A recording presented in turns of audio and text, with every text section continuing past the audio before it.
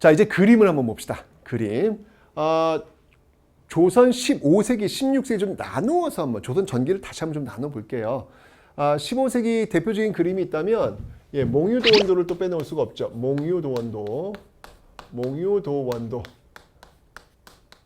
이 안견이 그린 이 몽유도원도가 있습니다. 그 신선의 어떤 사는 신선이 사는 세상, 꿈속에 보고 봤던 어떤 그 신선이 사는 어떤 세상을 그려놨어요. 이 그림을 보면 한쪽으로 가면 갈수록 점점 어떤 신선 세상이 들어오는 굉장히 어떤 그 진짜 아주 그 멋진 어떤 그런 모습들을 지금 보여주고 있습니다. 몽유도원도. 근데 제가 진짜 좋아하는 그림은 이거예요. 고사관수도.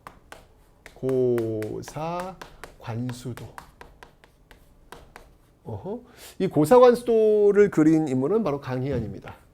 강희안인데요. 뭐 보시면 알겠지만 여러분들 너무 멋있지 않아? 물이 흐르고 있고 그 바위에 탁 이렇게 턱을 개면서 그 물 흐르는 모습을 이렇게 바라보고 있는 모습. 부러워. 나도 하고 싶다고. 참 안분지족하는 어떤 그런 모습들, 그런 모습들이 참 보기 좋더라고요, 여러분들. 네, 좋습니다. 뭐 이런 것들이 이제 15세기 어떤 그림들이라면 16세기 여러분들 그 역사 주도 세력이 누구예요? 사림들이잖아. 사림들, 원칙주의자들이에요. 이 조선 건국에 참여하지 않았던 사람들이에요. 이 사람들은 진짜 완벽한 충, 효, 이거 강조한 사람들이에요, 그죠? 그러니까 16세기 오면 여러분들 사군자, 군자의 어떤 그 품위, 군자의 어떤 모습을 담고 있다는 매난국죽 이런 사군자를 또 많이 그리게 됩니다. 항상 문화라고 하는 것은 그 시대를 반영하고 있다고 제가 설명드렸잖아요, 그죠? 사군자가 굉장히 유행한다라는 것을 봐두시면 되고요. 그 다음에 이제 이 당시에 그 여류 아티스트가 있죠. 바로 초충도를 그린 신사입니다. 일곡의 어머니죠. 바로 신사임당이 되겠습니다. 근데 이 신사임당은 여러분들 이렇게 율곡의 어머니라고 이렇게 기억하는 건 저는 좀 옳지 않다는 생각이 듭니다. 신사임당 그 나름으로 의미가 있어요. 신사임당은 이 시대의 아티스트입니다. 아티스트. 저 현모양처. 노.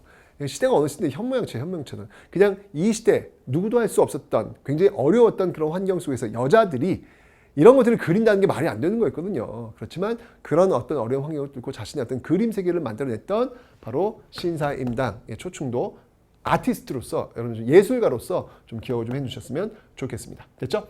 자, 조선 전기의 그림이었는데 조선 후기오면요 그림의 화풍이 완전히 달라집니다. 자, 뭐냐면 조선 후기오니까 여러분들 이때가 되니까 명나라는 이제 무너졌고요. 청나라 오랑캐들이 지금 중국을 지배하고 있단 말이야. 그죠? 이 오랑캐 자식. 이 오랑캐 것도 이거 진짜 참 어이가 없네. 이렇게 생각하면서 이 당시 지식인들이 어떤 생각하고 있냐면 우리가 바로 중국의 법통을 이었다. 소중화 의식이 있어요. 그래서 이제 우리가 중심이라는 거예요. 너희 오랑캐 따위하고는 이제 너희들은 상종도 안 해. 너희는 오랑캐야. 우리가 진짜 중화야. 라고 하는 생각을 갖게 돼요. 그러면서 이제 우리의 자연과 우리의 사람을 그리기 시작을 해요. 사실 고사관수도에 있는 사람들은 우리나라 사람은 아니에요. 외국인이란 말이에요. 중국인이란 말이에요. 그죠? 근데 이 시기에 오면서 이제 우리나라 그림과 우리나라 사람이 등장한다는 얘기죠. 그 화풍 중에 하나가 바로 이 겸재 정선의 진경산수화라는 겁니다. 그 인왕제색도, 그 다음에 금강전도. 인왕산하고 금강산을 그리는 거예요. 우리의 산을 그리는 거예요. 실제 있는 걸 그리는 거예요. 왜? 우리가 새로운 중화니까. 이런 어떤 느낌 속에서 이런 그림들을 그리고 있다라는 거. 그리고 우리 사람들이 등장을 하네. 그 풍속화가 대표적인 것이죠. 이 풍속화의 대가라고 한다면 누가 있을까요? 네, 바로 김홍도와 그 다음에 신윤복이 있겠죠. 여러분들 시험에 뭐가 나오냐면 김홍도와 신윤복의 그림을 주고 나서 이 시기에 대한 특징으로 옳은 것은 이렇게 이제 물어본단 말이에요. 이게 문화와 정치, 경제, 사회를 이렇게 엮어가지고 시험 문제가 꼭 나와요. 그러니까 굉장히 중요한 거니까 여러분 반드시 기억해 두셔야 돼요. 김홍도, 신윤복 딱 그림 나오면 풍속화, 조선 후기네, 상품화폐 경제 발달했네, 공인들이 활동했네, 이런 것들 있잖아요. 따다닥 연결을 시킬 수 있어야 되는 거예요. 그게 시험 문제 나옵니다. 오케이? 자, 이런 풍속화가 또 유행을 하고요. 우리나라 사람이 등장하는 것이죠. 그 다음에 또 이제 뭐가 있냐면 민화, 까치호랑이, 이런 또 민화들이 또 유행을 하는데. 특히 이제 이런 어떤 모습들 속에서 우리가 알 수 있는 건 뭐냐면, 네, 바로 이 서민 문화가 조선 후기에 와서는 상당히 많이 발달하고 있다라는 거예요. 이런 풍속화나 이런 민화를 통해서 서민 문화의 발달을 우리가 읽어낼 수가 있다라는 겁니다. 그러니까 자신들의 얼굴이 나오는 거야. 예, 그 백성들, 그 민의 얼굴들이 나오는 것이죠. 이러면서 서민 문화가 발달하는 모습들. 너무 당연한 거죠, 여러분들. 왜? 조선 후기 제가 얘기했잖아요. 조선 후기 이 모내기법이 확산되면서 돈을 좀 만질 수 있는 그런 사람이 등장한단 말이에요. 이제 그런 사람들도 뭔가 자기 얼굴이 찍혀 있는 사진이 보고 싶고, 자기도 이제 이렇게 뭐 민화, 이렇게 뭐 자기 집에 복 들어준다는 그림도 그려놓고 싶고, 그런 거예요, 여러분들. 그죠? 예, 짝퉁 양반이 많아진다 그랬잖아, 조선 후기는. 이러면서 서민 문화가 발달한다. 이게 굉장히 중요한 핵심적 포인트예요. 조선 후기는요. 서민 문화의 발달. 이런 서민 문화의 발달과 관련된 것들이 또 뭐가 있냐면 예를 든다면 뭐 판소리라든지 네, 그다음에 또 한글 소설. 한글 소설. 뭐 홍길동전.